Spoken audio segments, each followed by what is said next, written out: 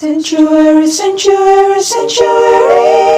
And we're about to start in 5, 4, 3, 2, 1.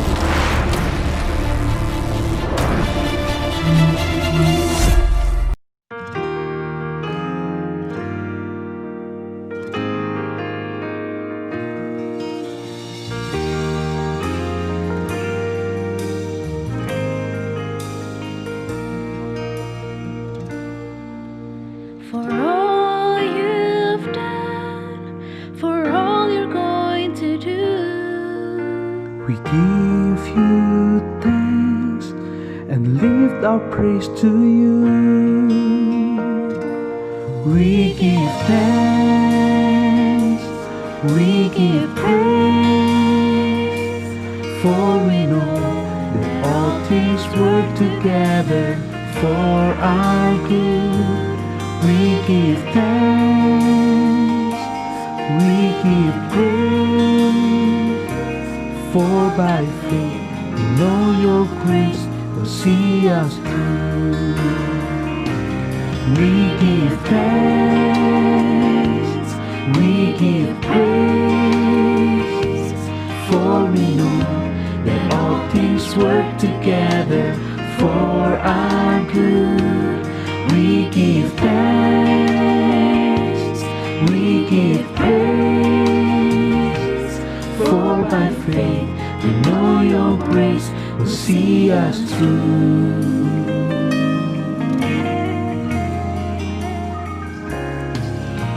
For all those things that we don't understand, we come by faith and place them in your hand. We give thanks, we give praise,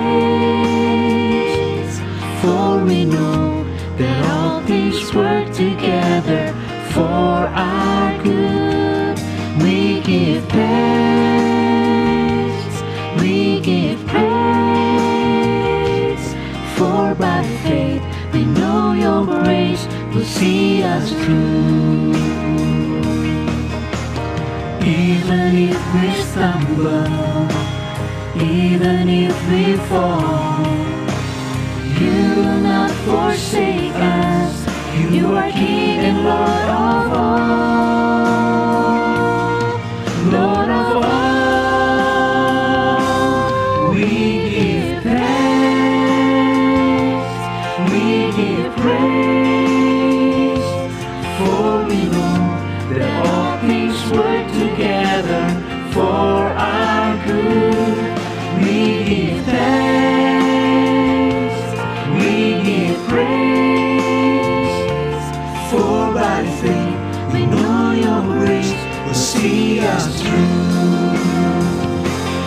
We give thanks, we give praise, for we know that all things work together for our good.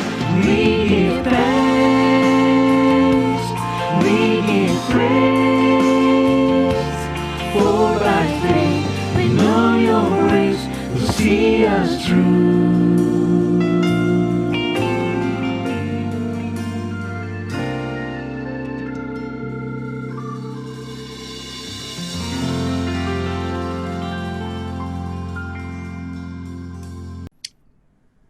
Halo guys, welcome back di Sanctuary, a place for everyone. Hari ini kita kedatangan koko kita nih, Ko Steven Erastus. Halo Ko. Hai, halo Jem dan halo teman-teman yang lain, teman-teman Sanctuary. Yes. Hari Tadi ini apa kita Jem? mau The place for apa tadi? The place a place for everyone. Jadi untuk a semua place orang. for everyone. Oke deh. Jadi hari ini kita mau bahas tentang a great doer kok. Gimana jadi pelaku firman. Oke, Gitu. great Nah, doer. sebelum kita masuk, kita berdoa dulu kok. Biar Kristen. Oke, biar Kristen. Oke, mari kita berdoa kok. Mari kita berdoa teman-teman. Tuhan, kami bersyukur kalau kami boleh punya kesempatan hari ini ya Tuhan. Biar pembicaraan kami dapat memberkati hidup kami dan mengubah hidup kami ya Tuhan. Terima kasih. Haleluya. Amin. Amin. Oke. Koko gimana kabarnya selama COVID? Ya, selama COVID gitu-gitu aja. Sekarang gara-gara COVID jadi agak nambah hobi nih. Apa tuh? Bikin aquascape di rumah, akuarium. Aku Kecil-kecilan scared. aja, yang murah-murah aja. Ikan apa kok? Yang 200.000 cupang. Jadi Ada main cupang nih. ada niat mau ternak aku. Ah, sebenarnya baru mau mulai ternak sih di Bogor. Aduh. Oke, kok gimana kok rasanya jadi seorang papa, tapi sekaligus juga jadi pelayan Tuhan yang lumayan padat ngurusin pelayanan yang ada. Apalagi dengar-dengar kalau pandemi itu bukannya makin makin renggang tapi makin padat justru. Basically mungkin karena PSBB ya. Jadi Koko jadi bisa pelayanan juga dengan media-media kan, pakai Zoom, terutama WhatsApp tuh paling bener-bener padat banget. Urusan kantor juga, tapi karena di rumah PSBB jadi bisa main sama James. Oh, Jadi PSBB agak komplit sih. Koko agak komplit sih. Jadi semua bisa terakomodir. Walaupun ya kadang kalau di rumah kan lagi ngurusin apa, lagi nggak pegang handphone, orang chat nungguin, itu sering. Koko tuh sering banget ditungguin chatnya kadang-kadang sih. Jadi ya itu doang sebenarnya sih. Tapi so far rasanya masih aman sih, Jam. siapa ya? Masih aman. Oke, gimana sih kok? Mungkin bisa ceritain nggak sih kok kayak kita kan hari ini ngomongin soal pelaku firman nih kok. Oke. Dan kita pasti udah sering banget lah dengar khotbah, nggak boleh jadi pendengar aja, harus jadi pelaku juga. Nah, pernah gak sih mungkin kok bisa cerita waktu kok mungkin di tahap cuma jadi pendengar, nggak jadi pelaku kok? Pendengar bukan pelaku ya. Sebenarnya sih Koko dulu ya. Itu kan bener sih kata JM, Koko bukan pelaku firman. Walau paling nggak gini nih, paling nggak ke gereja doang pelayanan, tapi hidup Koko nggak bisa dicontoh. Nah, kalau sebenarnya kita akan tetap menjadi pelaku. Kalau bukan pelaku firman, berarti pelaku dunia. Jadi lu nggak mungkin nggak menjadi pelaku manapun gitu loh. Lu pasti akan berada di satu pihak. Pasti satu pihak. Nah, masalahnya adalah Koko dulu itu dengar firman tapi pelaku dunia gitu loh. Jadi memang hidupnya amburadul, Jem, bandel banget. Gue dulu bandel banget. SMA, kuliah awal tuh udah bener-bener paling hancur lah, paling bandel lah. Tapi di situ udah mulai pelayanan, udah bawain khotbah juga. Ya kan Koko main musik dari SMP ya. Main musik, gue sharing juga. Ibadahnya sering suara kebenaran segala macam. Tapi Koko ngerasa Koko memiliki kehidupan yang nggak bisa dicontoh. Jadi Koko ngerasa gue bukan pelaku firman satu jam sebenarnya. Gitu. Jadi ya gimana ya? Emang harus memilih sih. Waktu itu Koko memilih untuk lebih ngikutin kesenangan Koko. Itu yang membuat Koko nggak bisa menjadi pelaku firman. Gitu loh. Oke. Terus gimana cara Koko keluar dari tahap itu akhirnya? Tahap dari itu ya, gimana ya? Memilih sih JM. Memilih sih. Sebenarnya dengan pertambahannya umur ya, Koko nggak bilang menjadi pelaku firman itu otomatis, nggak bisa otomatis. Tapi seiring dengan pertambahan umur, Koko cukup semakin memiliki kestabilan.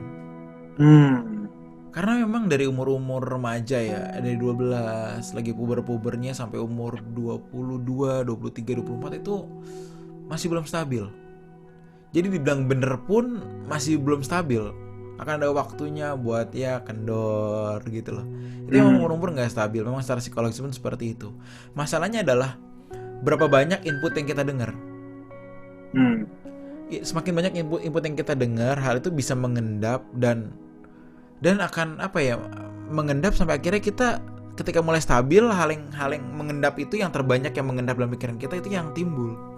Nah, Koko juga begitu. Sering pertamanya umur kan gue kan nggak dengar khotbah udah banyak banget jam dari dulu. Dengar khotbah terus suara kebenaran lah apalah, karena babe nyariin mulu kan kalau nggak muncul di suara kebenaran, cariin kamu di mana nak, bla bla bla kayak gitu kan. Jadi ya mau nggak mau dengerin. Dulu tuh gue mau nggak mau, daripada gue kena kasus kan, ya gue dengerin aja gitu. Tapi ternyata hal itu mengendap, Jam. Itu mengendap sampai umur tertentu, sampai Koko memiliki ya emosi yang cukup stabil, mulai berpikir secara stabil gitu loh. Nah itu mulai muncul.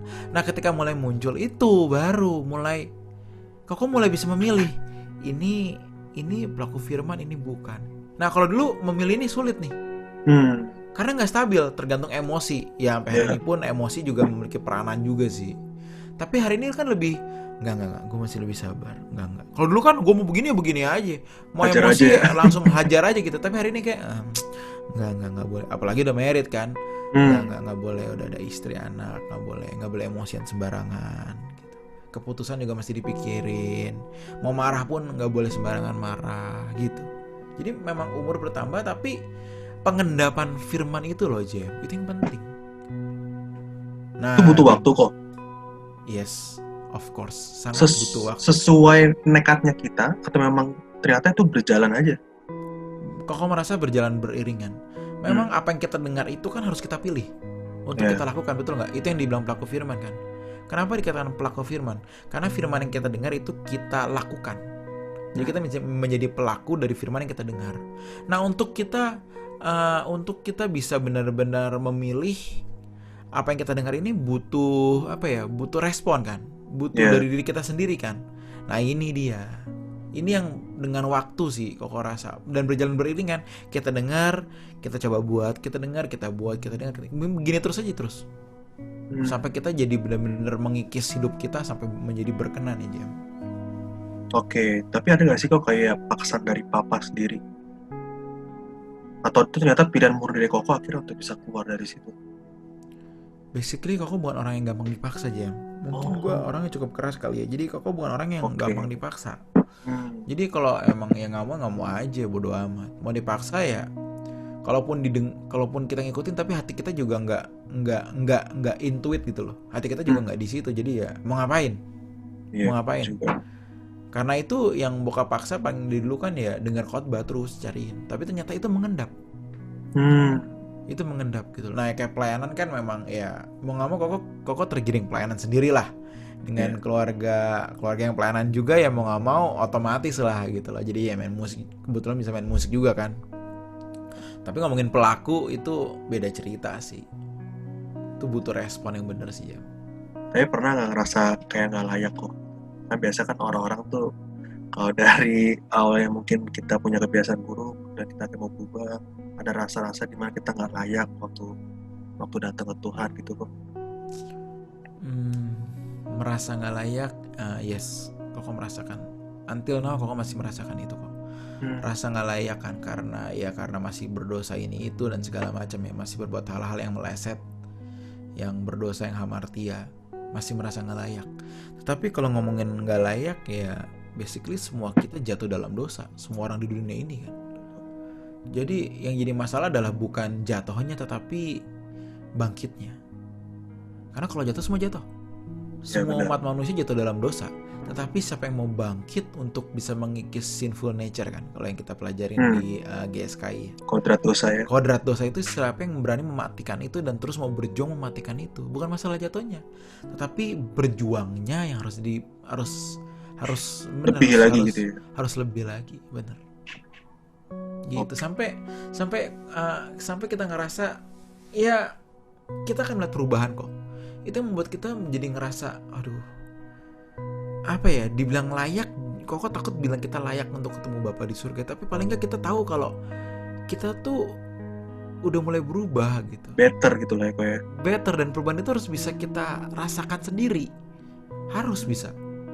Kita harus sadar. Kalau kita nggak sadar, gue mau pertanyakan. Ya tentu ada perubahan-perubahan besar yang bisa kita rasakan. Kalau yang kecil mungkin orang-orang dekat doang yang bisa ngerasain. Tapi kalau perubahan itu terus kita lakukan sampai kita berubah terus, harusnya kita rasakan. Nah itu membuat kita juga kalau ketemu Tuhan aku udah berubah segini jauh dan aku mau terus berubah Tuhan. Itu beda rasanya dibanding yang nggak pernah berubah, nggak niat gitu loh. Beda gitu Jem. Tapi gimana kok ya kalau buat anak muda yang mungkin sering jatuh dalam kesalahan yang sama? Seringkali kan problemnya di situ kok. Jatuh lagi di situ, terus rasa nggak layak lagi. Setiap kita tuh memiliki kemungkinan jatuh di tempat yang sama tuh sangat besar, apalagi yang dosa yang sudah sekian tahun kita lakukan ya. Mengikat gitu kok ya. Misalnya anak muda pornografi misalkan, atau masturbasi buat anak muda. Oh itu lepasnya lama, itu nggak gampang. Kalaupun mau lepas, daging dia memaksa untuk menarik dia kembali ke situ. Nah untuk begitu jatuh bisa, tetapi kalau Koko ya, ini pengalaman Koko sih ya, range waktunya harusnya bisa makin lama makin mundur. Misalnya dulu pornografi, misalnya saya contoh pornografi ya, sehari sekali. Di perubahan hidup kita harusnya mundur 3 hari sekali, seminggu sekali, 2 minggu sekali. Sampai gini loh, dosa yang kita lakukan terus-menerus itu membentuk sebuah pattern dalam pikiran kita. Ini pengaruh ke dalam psikologis manusia aja.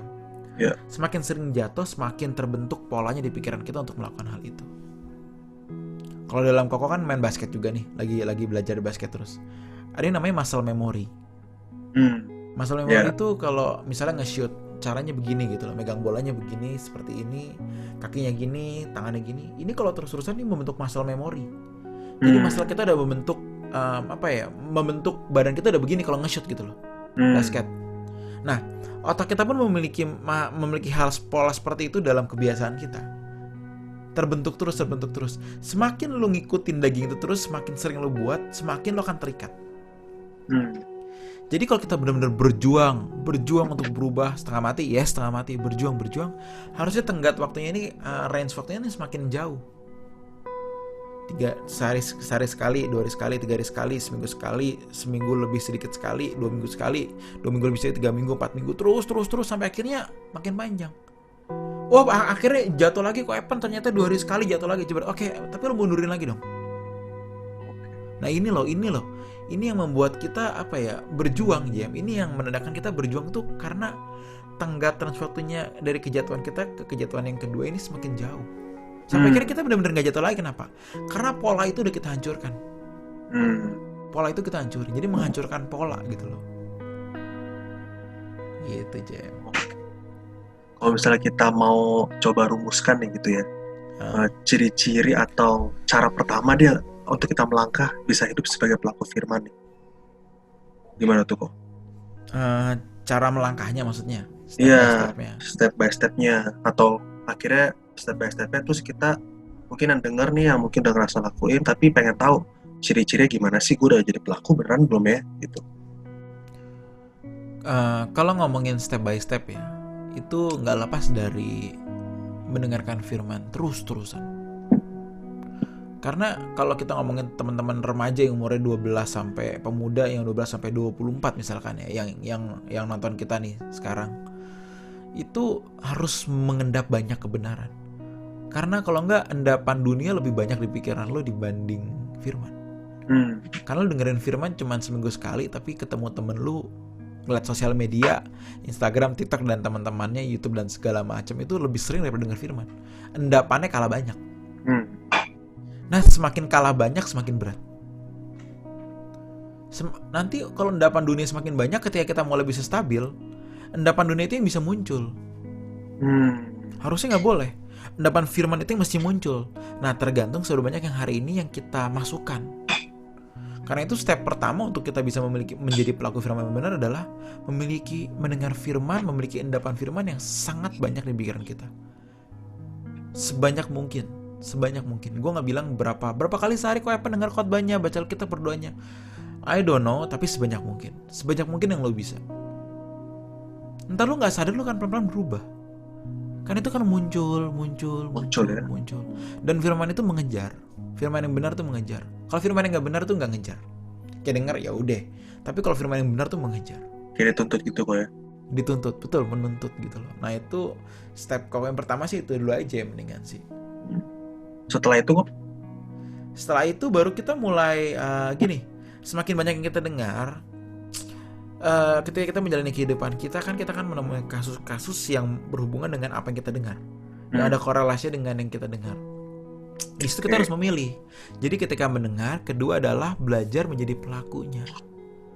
Bagaimana menjadi pelaku? Lebih memilih firman yang kita dengar daripada mengikuti keinginan kita secara manusia. Nah, di situ kita baru mulai belajar melangkah menjadi pelaku firman.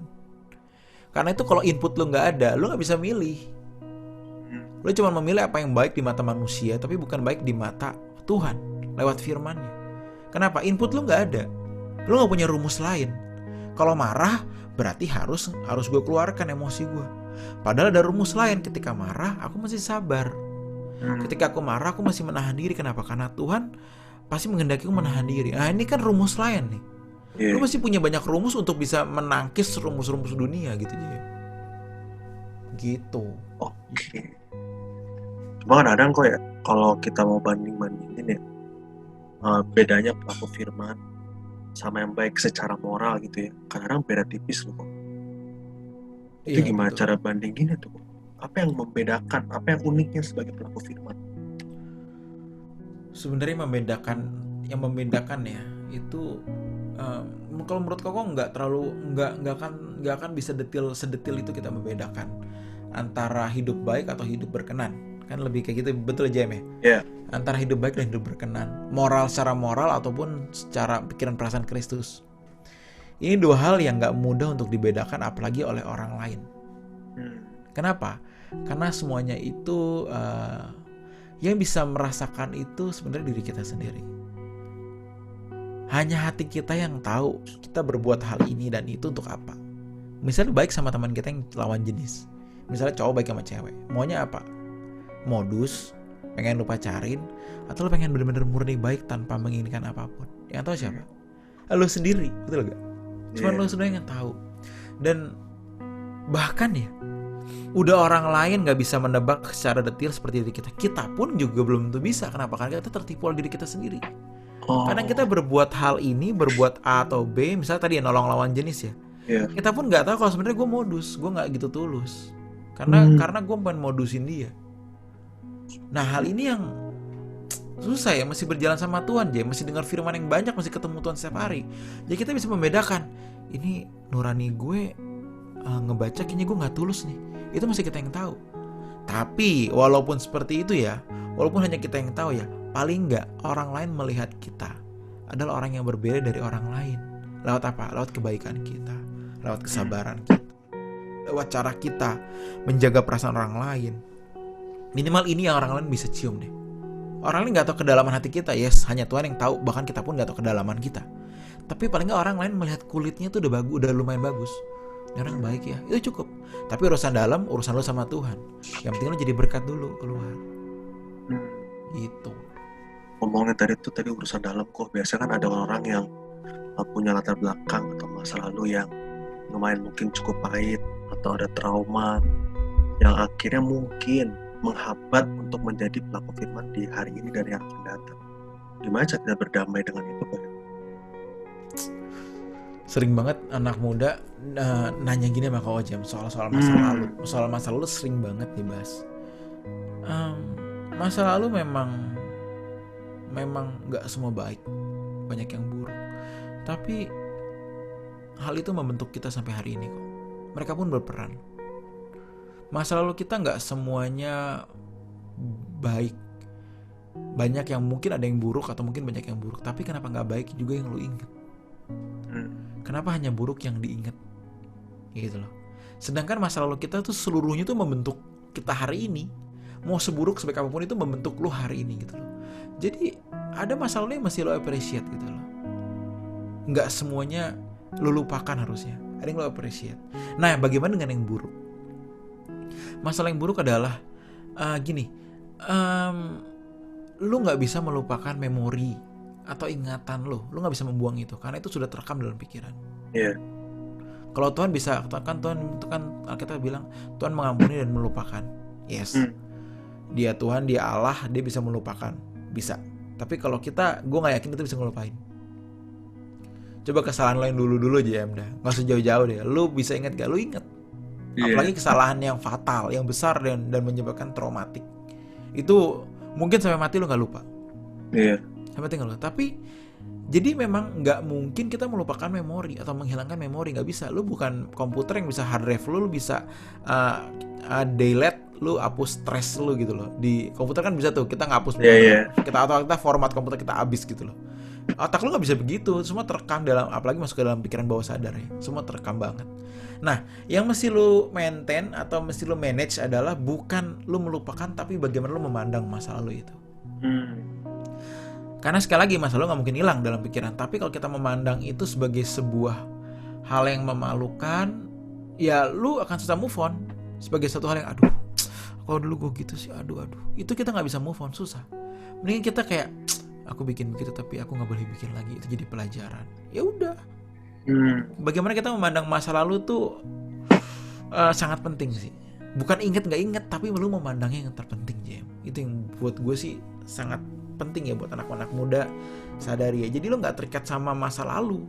Lu menjadikan itu sebagai sebuah pembelajaran, bukan sebagai ikatan. Pembelajaran bukan ikatan. Yang bener begitu sih. Harus let it go juga kok ya.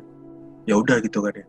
Iya, masih belajar let go. Ya udahlah, dulu gue pernah bikin salah ini, pernah bikin aib gini, tapi ya oke lah. Hari ini gue mau berubah. Ya kelar. Masa lalu itu masa lalu. Mempengaruhi lo apa enggak? Ya pertama tergantung apa itu. Yang kedua adalah kalau nggak mempengaruhi, ya udah. It's okay, biarlah tuh lewat kok. Orang lain juga belum tuh tahu, dikubur. Orang lain nggak tahu dan Tuhan melupakan, kalau lo minta ampun ngapa lo bawa-bawa terus? Kan kerajinan namanya. Iya nggak kerajinan. Orang lain nggak tahu. Tuhan mau melupakan. Lu bawa sendiri. Kan lu kerajinan, bos. Ngapain? Ya bener juga. Jangan dong, Bor. Ya udahlah gitu maksudnya ya. Ya udah gitu, ya udah. Terus gimana? Kok gue dapet tanya nih kok. Misalnya nih, ini nih sering banget gue temuin nih. Ada orang-orang nih. Gue bukan menyalahkan mereka sih. Cuma nih kadang-kadang ada benernya. Cuma gue mikir juga. Jadi misalnya soal tanggung jawab nih. Soal pekerjaan. Kan itu kan juga bagian dari pelayanan katanya. Jadi bagian dari pelaku firman. Cuma gimana dengan mereka yang akhirnya gak ke gereja, gak terjun dalam komunitas, tapi mereka bilang pekerjaan gue juga bagian dari pelayanan gitu. Nah, itu kadang-kadang bikin gue ya bener sih, cuma mikir juga kok. Nah, gimana tuh kok? Hal ini susah dijawab, Jem, karena sifatnya pribadi. Cuman pertanyaan gue begini, apakah kesibukan atau pekerjaan yang Tuhan kasih buat lo lakukan sebagai pelayanan kepada Tuhan itu sendiri membuat lo jauh dari gereja? Oh iya. Itu aja pikiran gue sih. Oke, pekerjaan gue, pelayanan gue, oke, gue setuju. Pekerjaan lo, pelayanan lo, oke. Tapi kalau itu menjauhkan lo dari gereja, apa itu dari Tuhan? Atau Tuhan sengaja memberikan itu supaya lo jauh dari gereja? Tuhan memberikan lo pekerjaan yang membuat lo jauh dari komunitas. Apakah itu Tuhan sengaja menjauhkan lo dari komunitas? Harusnya nggak gitu ya. Harusnya enggak. Harusnya, menurut gue harusnya enggak. Iya. Kecuali komunitas itu memang berbahaya bagi orang ini dan Tuhan sengaja menjauhkan, bisa, itu bisa kok. Karena Tuhan mau nyelamatin dia kan, bisa. Tetapi apakah kemungkinan itu besar? Belum tentu loh. Jadi kalau orang enggak nih pelayanan, ini kan pekerjaan gue pelayanan, terus sampai dia nggak ke gereja atau sampai nggak dengar firman, berarti masuk neraka, nggak bertumbuh dong. Terus Tuhan ngasih lo kerjaan buat masuk neraka, kan gila. Betul nggak? Gue puter-puter aja logikanya sih, nggak usah. Kalau gue mau gue gitu ya, gue puter-puter logika aja. Kalau Tuhan begitu, Tuhan jahat lo ngasih lo kerjaan supaya lo nggak memiliki komunitas yang benar. Akhirnya lo kerja gaul sama teman-teman di luar komunitas, akhirnya lo rusak. Iya. Lo rusak, terus Tuhan bilang, ya sengaja gue ngasih lo kerjaan supaya lo rusak. Tuhan yang gila kayak gitu kan. Jahat lah itu berarti. Ya Tuhan jahat. Nah sekarang kalau kita gara-gara kerjaan kita jauh dari komunitas, gue nggak yakin ya. Memang lu nya udah keburu capek, udah keburu males. Dan lu udah ngerasa ya mungkin di situ lu nggak bertumbuh, berbagai macam alasan yang lu bisa bikin ya. Tapi kalau dengan alasan-alasan lu bikin itu cuman karena melindungi lu yang malas ke gereja atau berkomunitas, lu nggak beres. Jadi gagal paham. Nggak beres. Jadi memang anak muda harus komunitas kok ya. Naluri anak muda itu berkomunitas, apalagi milenial, generasi X, Y, Z. Nalurinya berkomunitas, itu sudah mengalir dalam darahnya. Jadi kalau mereka nggak berkomunitas di gereja, bohong, pasti dia punya komunitas di luar sana. Karena dia nggak mungkin nggak berkomunitas. Buat gue bohong. Gue nggak percaya. Enggak, kan gue dulu punya keluarga. Emang lo ngomong bonyok lo sama temen lo sama apa? Beda lah lu ngomong sama teman-teman lu, mungkin lu masih pakai kata anjay. Tapi di rumah nggak mungkin, bokap lu bisa aja lo pak anjay, nggak mungkin.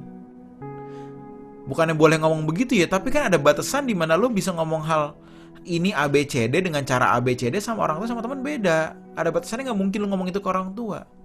Sekali lagi bukan berarti gue kasih lu ngomong anjay ya guys ya. Kalau bisa, kalau bisa ya harusnya jangan ngomong kayak gitu.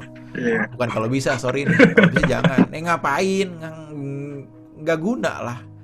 Emang kalau ngomong anjay lu makin ganteng? Enggak, mau kalau gitu-gitu aja bos. Lu jerawatan aja, kagak ngomong anjay langsung bersih, kagak. Nggak usah ngomong anjay, ngomong sekedar bisa, gila lo. Itu pun juga cukup kok. Kenapa emang harus pakai kata anjay gitu loh? Lu tetap keren kok bos. Tenang aja. Nah kayak tadi JM balik lagi. Naluri kita tuh berkomunitas. Jadi kalau lu bilang, wah gue gereja nih, karena gereja nggak punya komunitas, bohong. Lu punya komunitas di luar sana. Minimum tuh ya di handphone lu rame. Ada grup-grup yang rame yang belum tuh ngomongin gereja, belum tuh ngomongin kehidupan yang benar. Komunitas yang benar yang bisa diajak berjuang untuk semakin kudus ya. Ya ngomongin lain, ngomongin games lah, ngomongin film lah, ngomongin motor lah, ngomongin kayak gue nih lagi hobi nih bikin akuarium nih, bikin kan gue ada akuarium nih sekarang, bikin sendiri, ngomongin itulah. Bohong kalau enggak, itu udah naluri kok JM. Naluri. Oke, sekalian deh kok ciri-cirinya deh kalau komunitas yang sama-sama seperjuangan deh, supaya kita tuh dapat gitu, ngerti. Bikin lu makin bener deh, itu aja. Itu aja ya kuncinya ya. Kayak gue masih bikin bukunya nih. Wajib dong.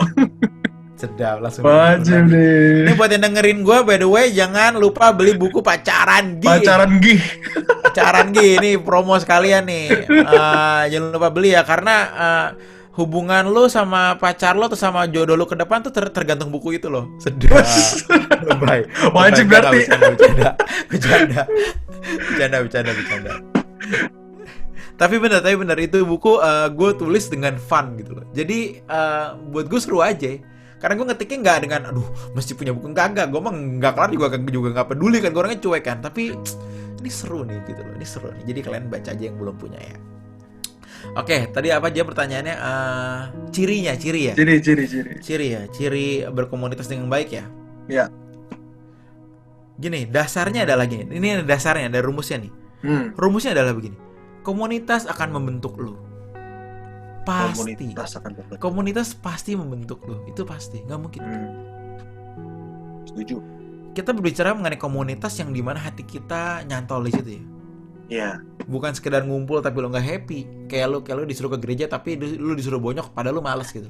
Itu komunitas yang nggak ngerubah. Tapi komunitas yang membuat lu happy dan nyaman itu pasti ngerubah. Itu pasti. Pastilah, yakin gue. Nah, karena yang jadi masalah adalah gini, perubahan lo menjadi baik atau buruk.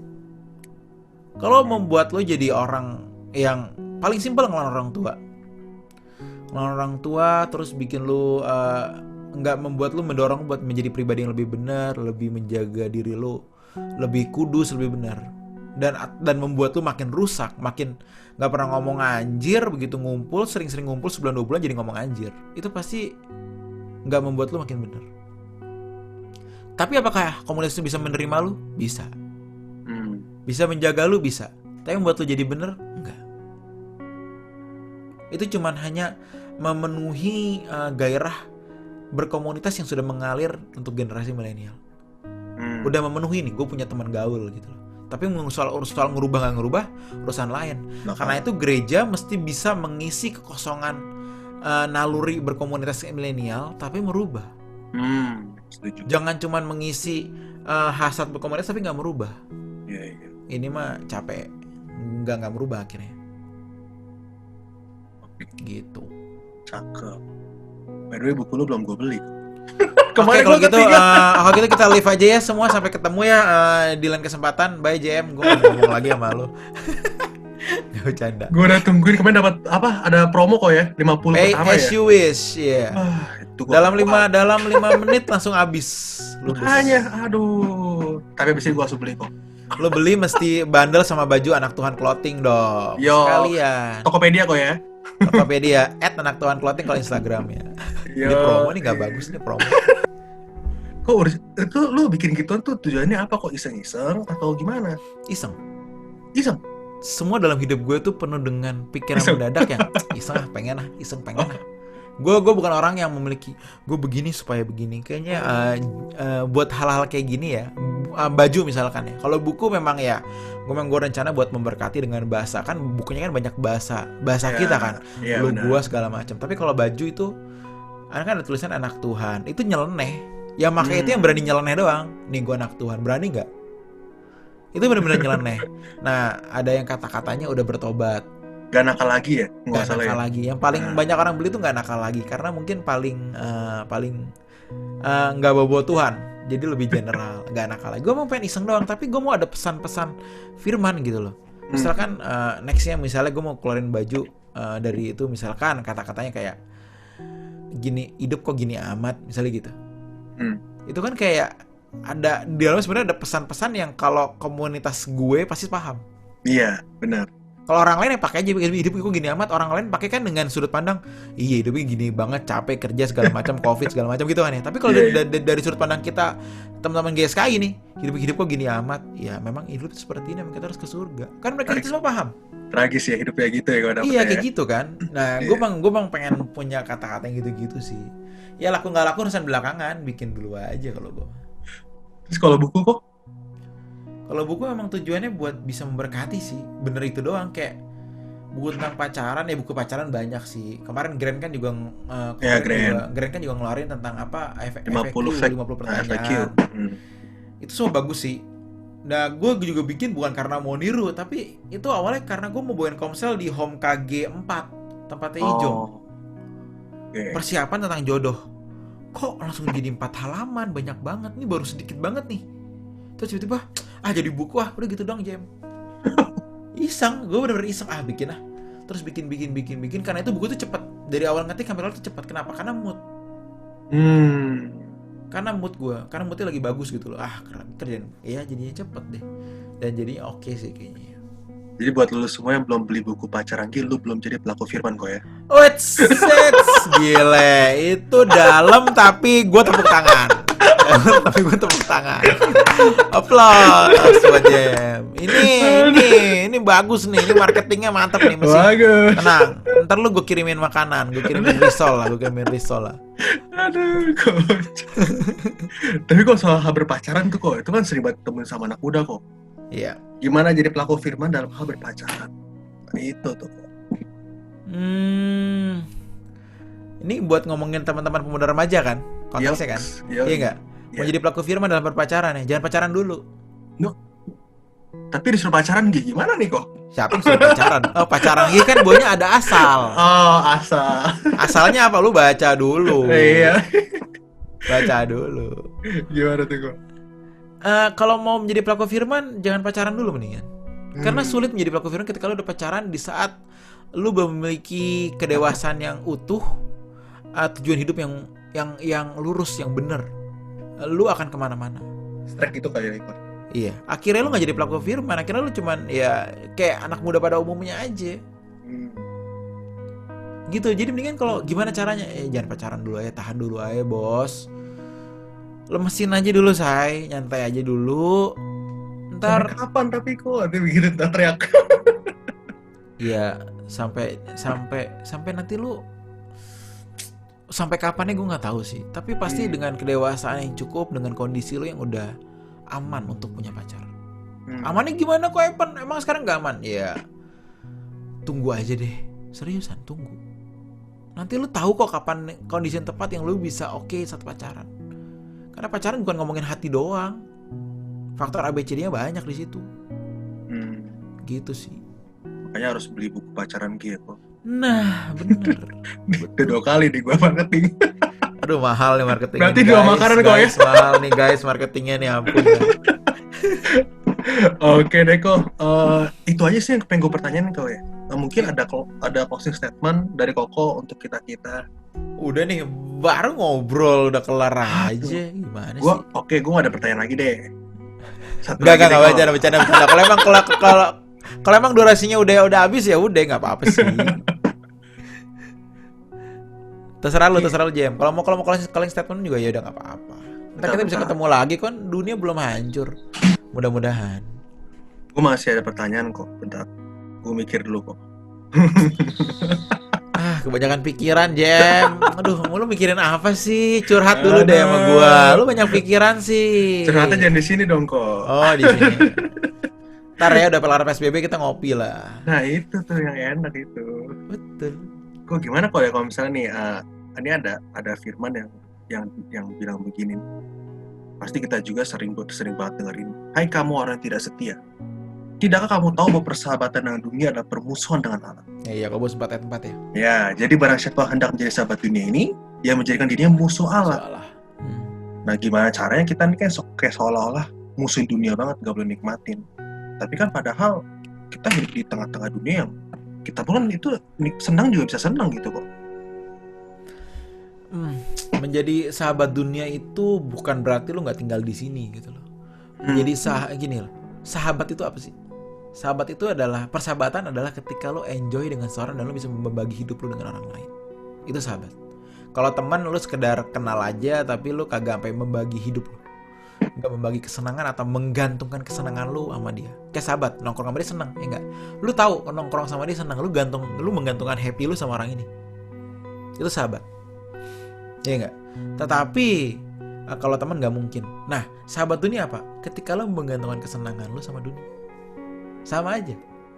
Ketika lo gini happy ya, kalau punya ini happy ya, kalau beli ini happy ya, kalau gue punya gadget ini lebih lengkap hidup gue ya, lebih happy ya. Itu lo menggantungkan kesenangan lo. Sekali lagi bukan berarti nggak boleh punya, tetapi lo nggak usah menggantungkan kesenangan lo di sana. Punya nggak punya ya udah.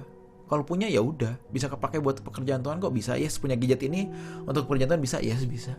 Tapi kalau nggak punya ya udah, lu nggak terganggu kalau lu nggak memiliki itu. Ini banyak banget contohnya JM. Ini kayak jalan-jalan, holiday, traveling, ada lagi. Nanti kalau makin besar, gini, pacar, hobi lu yang lu kejar terus, itu banyak banget. Ketika lu mengajar itu semua, tapi lu nggak ngajar Tuhan, something wrong. Something wrong. Nah, kalau lu udah ngejar Tuhan gila-gilaan, hal ini jadi hal yang penting gak penting sebenarnya. Punya ya udah, nggak punya juga ya udah. Tapi kalau lo nggak ngejar Tuhan, ini kayak penting banget buat lo ngejar banget. Nah itu persahabatan dengan dunia mulai dari situ. Ya akhirnya terjadi distraction gitu kok ya. Betul, distraction yang mengganggu hubungan lo dengan Tuhan. Gitu aja. Ini penjelasan simpel mungkin ya, yang bisa mendarat kali ya, yang bisa teman-teman semua pahamin kali ya. Jadi apakah ini juga selaras dengan firman yang bilang yang mau jadi murid Tuhan itu harus lepasin dirinya dari segala milik? Iya, betul. Sama kok ya. Betul.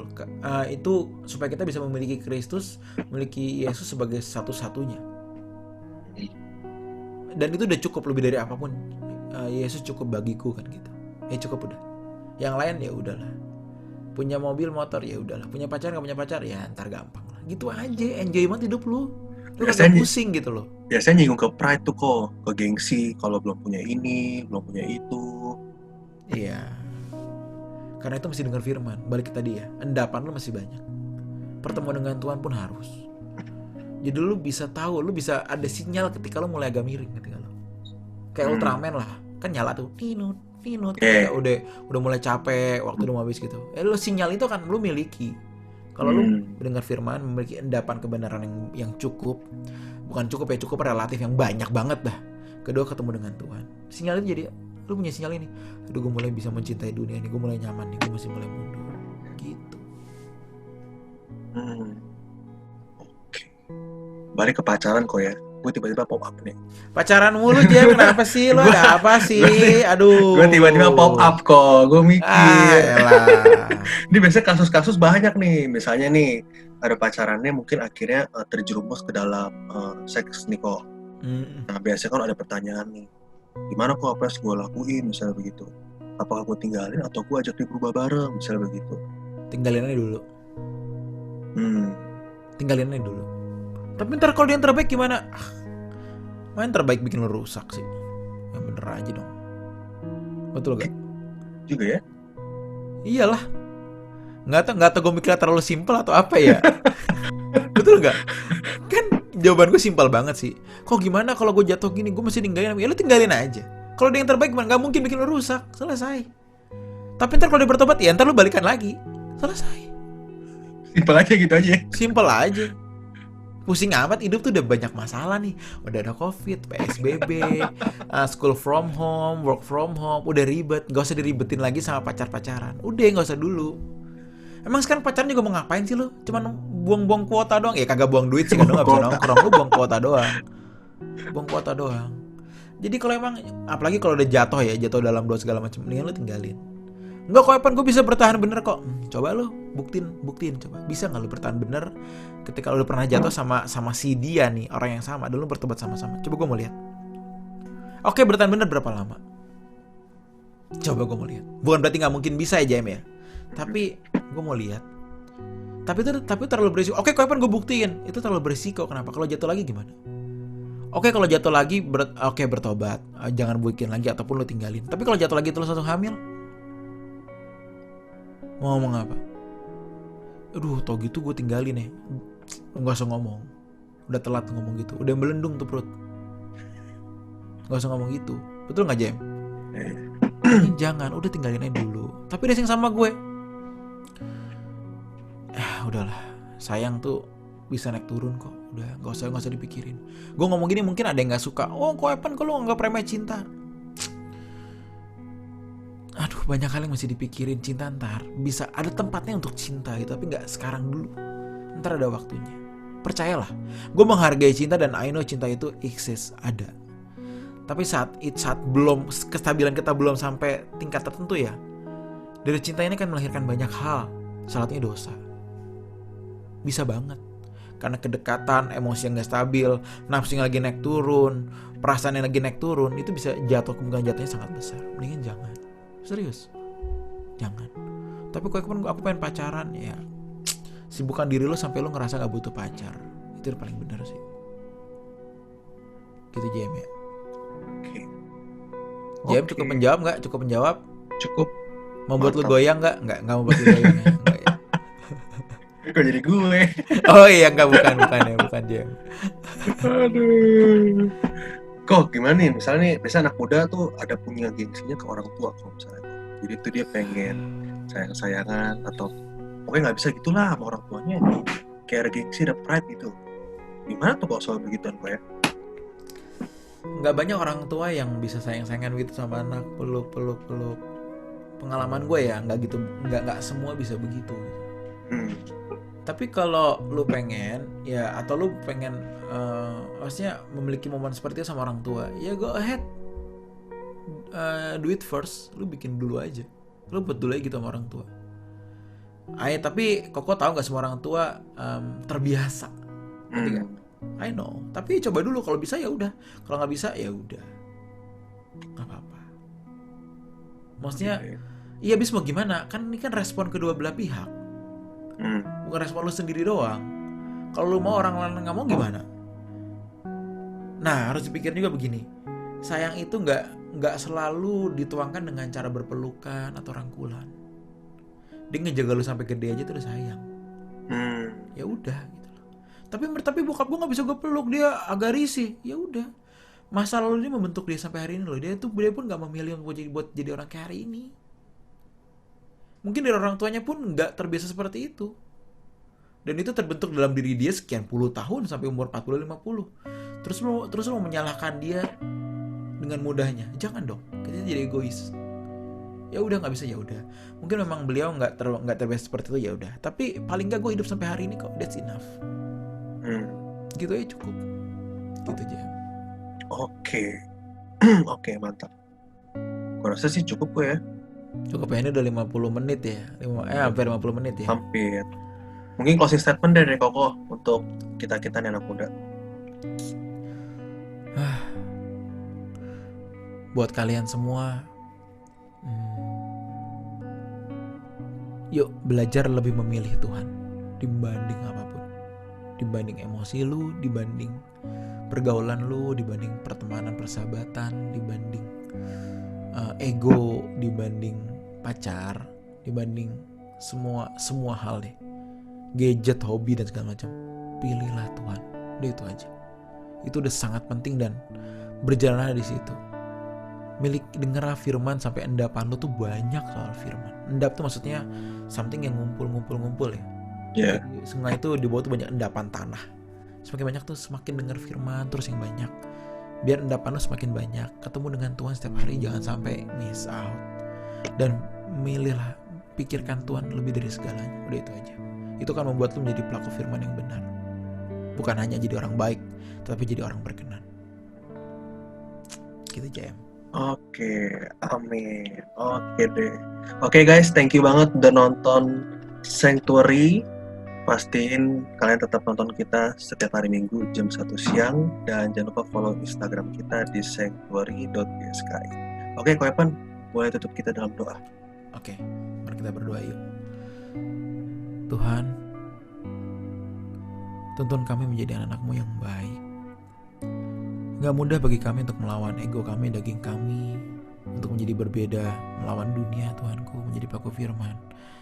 Tetapi kami mau berjuang sebisa-bisa kami, karena kami memiliki Engkau, pribadi yang bisa terus menggandeng tangan kami, menuntun kami sampai kepada kesempurnaan. Terima kasih banyak Tuhan, kami serahkan hidup kami ke depan dalam tangan-Mu. Haleluya, amin. Amin. Thank you Ko Evan, thank you semuanya. Bye-bye. Bye-bye semua.